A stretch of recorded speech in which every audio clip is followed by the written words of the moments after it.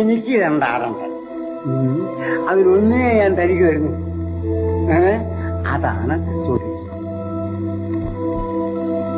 എന്റെ രണ്ടാടിനെയും ഗവൺമെന്റ് ഏറ്റെടുത്തുകൊണ്ട് എനിക്ക് 2 കുടം പാല് വീതം ദിവസം തരണം. അതാണ് കമ്മ്യൂണിസം. എന്റെ ഒരാടിനെ തനിക്ക് തന്നിട്ട് തന്റെ മുട്ടനാടിനെ ഞാൻ വാങ്ങണം. അതാ ക്യാപിറ്റൽ.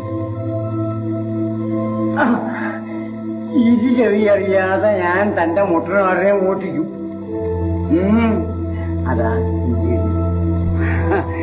എന്നെ ഒറ്റ വീട്ടിന് കൊന്നിട്ട് താൻ എന്റെ രണ്ടാടിനെ എടുക്കണം. അതാണ്